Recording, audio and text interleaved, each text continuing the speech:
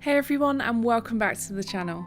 This week we had the pleasure of visiting the charming, evocative and enchanting ruins of Usk Castle. After the Norman invasion, Usk lay on the boundary of Norman Gwent and the Welsh lordship of Caerleon. The romantic ruins of Usk had a strategic position, controlling the river and valley routes in the area. The location stands on the site of an earthwork defence that dated to the early 12th century.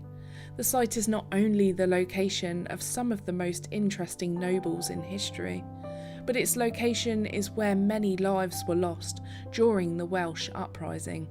So join us whilst we explore Usk Castle.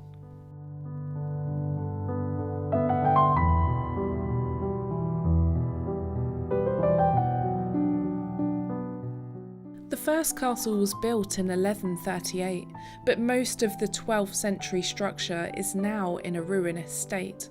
The best surviving feature of this castle is the Norman gatehouse, probably built by the de Clares. The first historical record of Usk Castle dates from around 1262, when it was owned by Richard de Clare.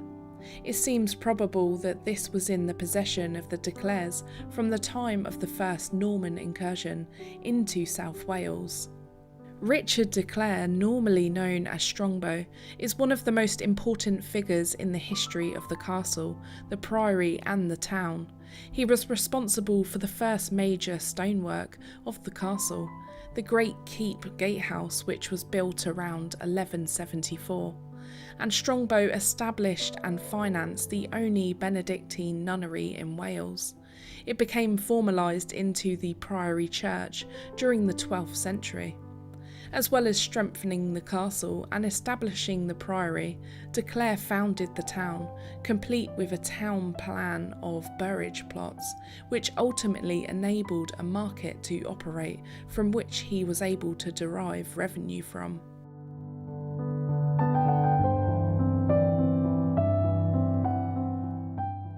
The defences at Usk were strengthened later by famed William Marshal, the Earl of Pembroke.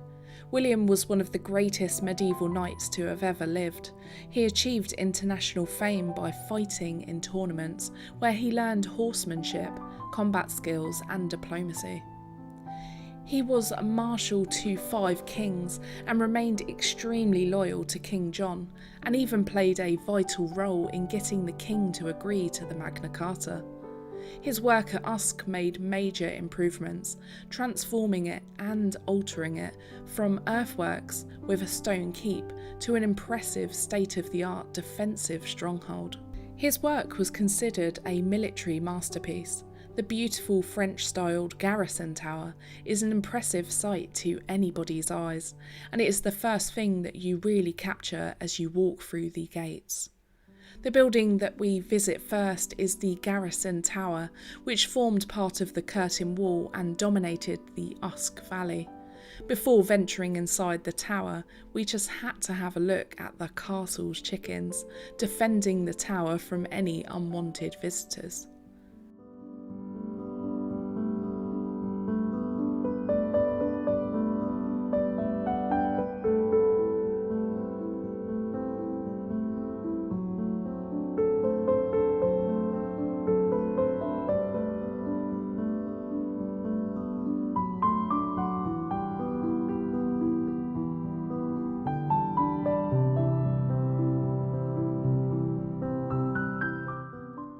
The Garrison Tower is similar to the one at Pembroke Castle, which was also built by William Marshal.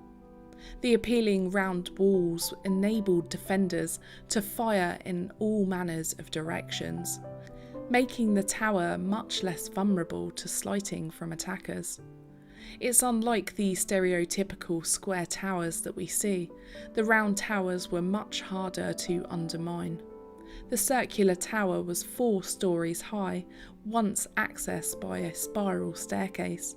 It's thought that this tower was home to the soldiers' lodgings, as latrines and fireplaces were created on the 3rd floor. The lower of the 2 floors were equipped with arrow slits for fighting, whilst the upper 2 had narrow pointed windows, more than likely for comfort and lodgings. From the third floor, the views from the windows just show us how great of a vantage point the defenders had. You are still able to walk the wall walk that is still linked by the tower, which takes you across to the end of the Great Hall, which we can enjoy now.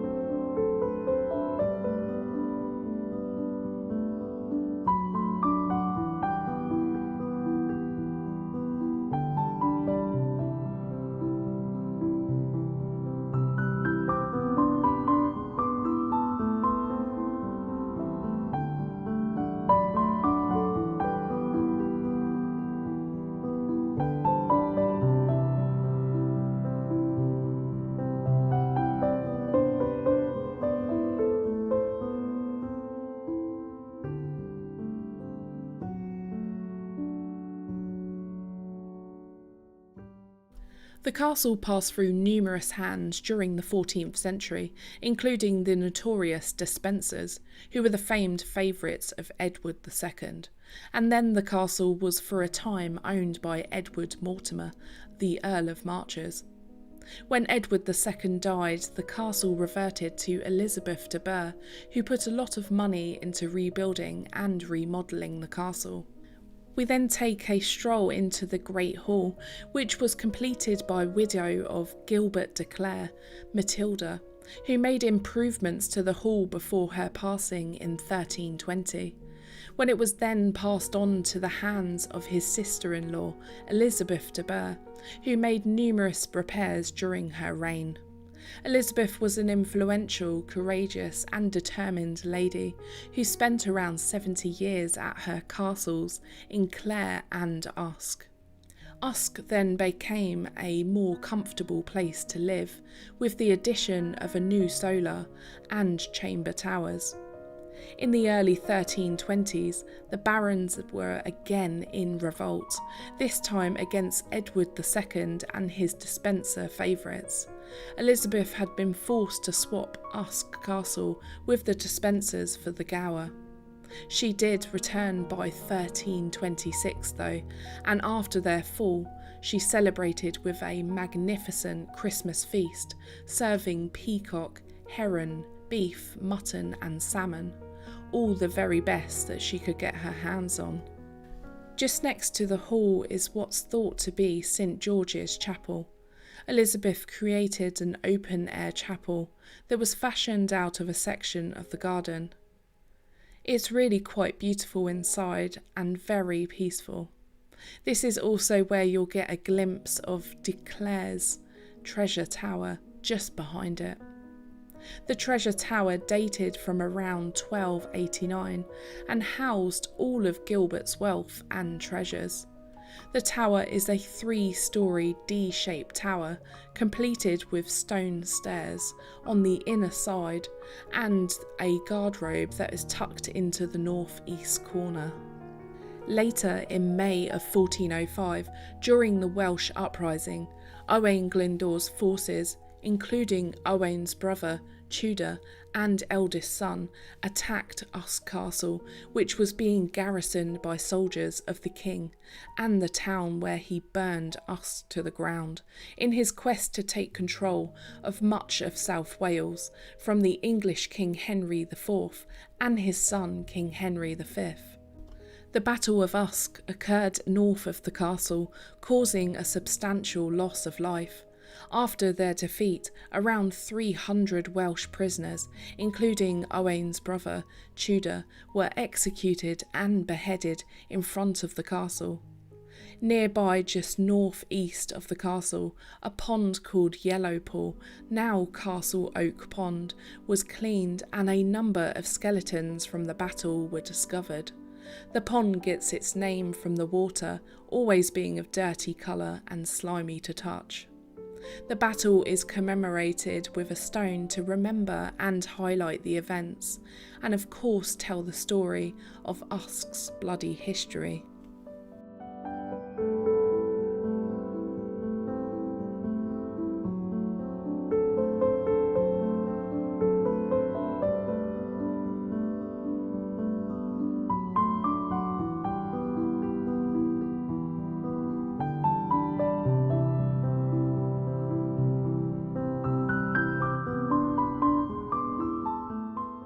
The castle is bordered by wooden slopes on all sides, giving the place a secluded, scenic, rural aspect, despite being close to the main busy road of the A472.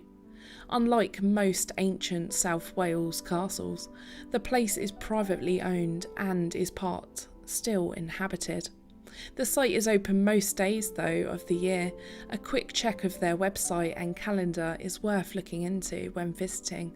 They do suggest a donation of £4 entry at the time of our visit, but we do think that this is very much worth paying out for.